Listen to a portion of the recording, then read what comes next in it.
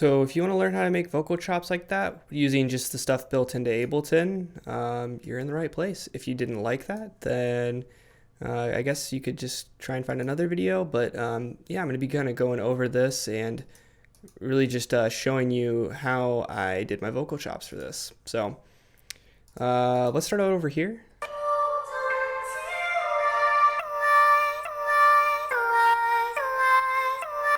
So with this song, I have the reverb channel and the just dry vocal channel. On the reverb channel, basically what I did is I took one of these chops, or I took what's right before the chop, and I basically just took that and made it so it's 100% reverb and recorded it onto another channel.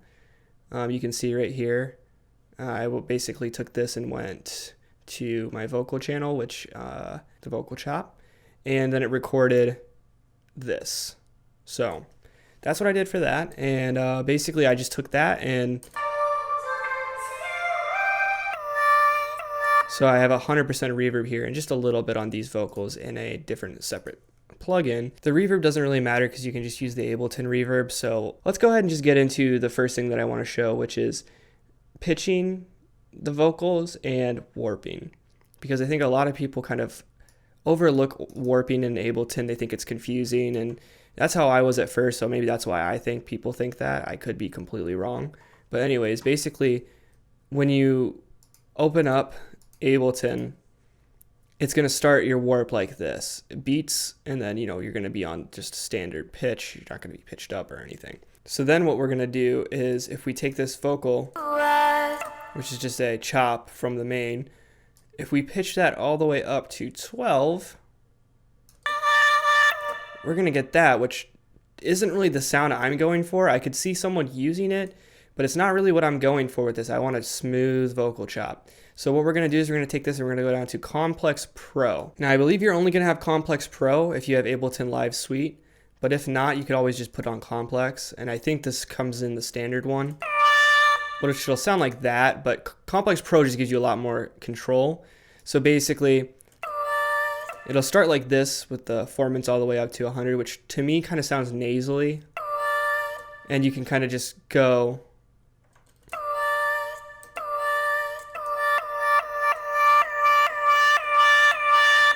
And it changes, and the reason why it's distorting like that is because I have the saturation plugin on it. It wouldn't normally do that. But anyways, so what I usually do is I'll put it like somewhere between like half and maybe 70. I find that usually sounds the best, and for me it sounds, it still sounds pitched up, but it doesn't sound like Alvin and the Chipmunks, if that makes sense. So that's what I did for these. And to get those other notes, you just change the transposition. So you don't put an octave up, you'll put it just a few semitones, which if you don't know, a semitone is a half step on a keyboard. So let's say your original note was a C. If you put it 3 semitones up, that would be a D sharp. So you could look at it that way, because you're just moving 3 piano keys up to a D sharp. So that's about it for the pitching and the warping. There's not really too much to talk about there. It's pretty simple. You just kind of mess around with it until you get what you like. Now let's get into some of the other stuff. So if you heard right here, the pitch goes up. And so if I click this, because it's bounced, you won't see it, but I'll kind of show you how I did that on this clip. So I have it pitched up right here.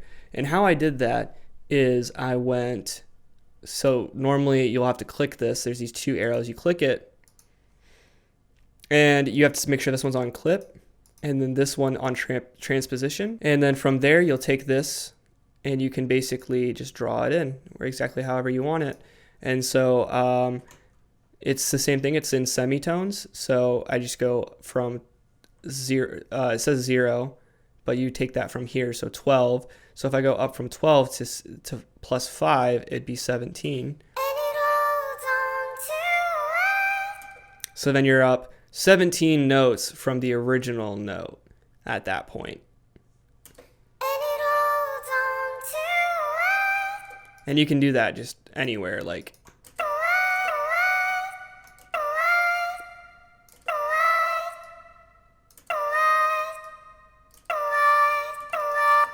So that's basically how I did that.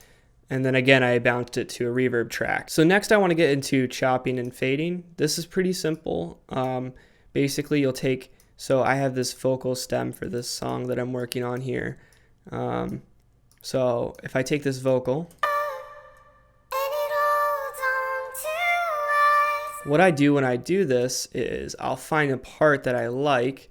So if I like this last part right here, I'll take that chop and then I can do other things with it. So I could go from here and so then I have that vocal chop, but that's going to get kind of repetitive. So a lot of times what I'll do, and I showed this earlier, is I'll pitch one of them up or do that kind of thing just to give it some flavor. Now another thing that's kind of important is Ableton has this feature called fading. And basically there's these dots, you'll see them, there's dots on the corners. And if you have automation lanes turned on, you won't be able to see them. So you have to have automation lanes turned off. And basically what that does is it just directly fades the audio and you can crossfade between them so that they're seamless. But what you can do is if you hear some clicks, see how you can kind of hear it clicks, like you can hear it clicks. So what you can do is you can do some fades or you can do a crossfade.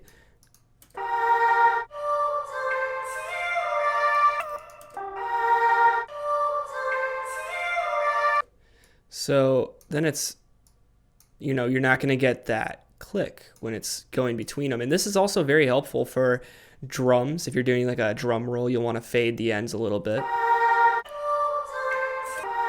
But it just cleans up the whole mix a little bit. And, you know, like I said, you're not really getting it here.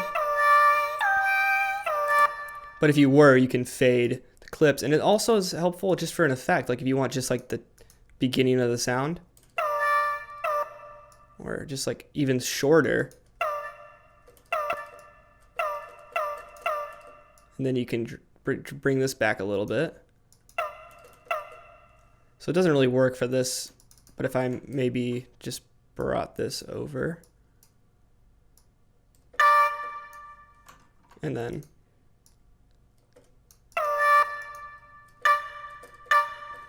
you have like a little chop there. So that's pretty much it for chopping and fading. You kind of just do it to taste, and you know, that's where you can get a little bit more creative. Okay, so now we're on another project, and for this one I'm going to be showing you just a different way to do vocal chops. Basically what I have here is I have a sampler .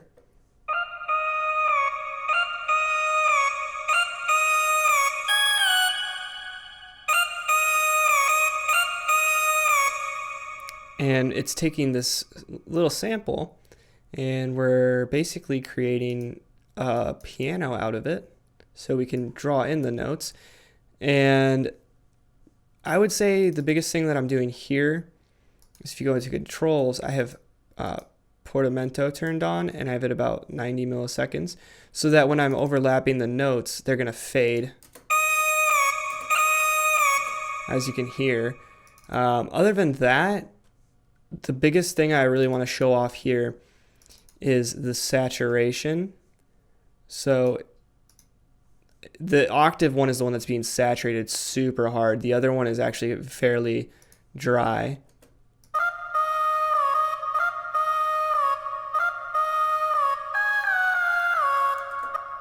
So then if I look at this one,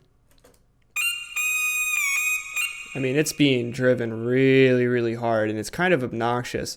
But when you have it together, it sounds a lot better. And then especially in the mix,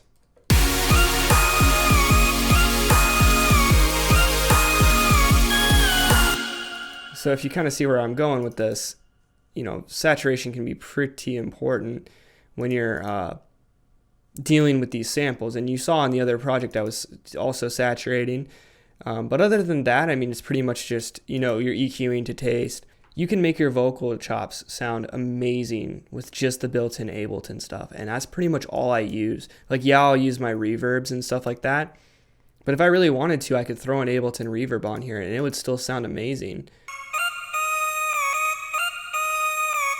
You know, it's not as lush as the Valhalla, but it gets the job done. And in the mix, I mean, are you really going to be able to even tell that much? This is just proof that what you have, you just need to make it work. And I'm not saying that plugins aren't great. You know, if you can afford to get a few plugins, definitely do some research and find the ones you like. But the whole point of this series is to show you that even without plugins, you can do crazy things, especially in this program Ableton. I mean, this is the one that I know. I'm sure with the other software, you can do amazing stuff too.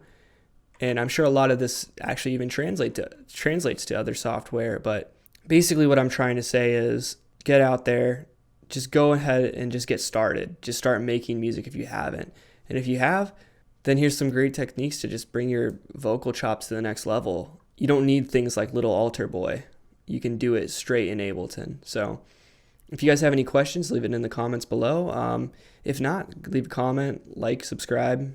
If you didn't like the video, I guess you could dislike it. Won't hurt too much. But yeah, see you on the next one.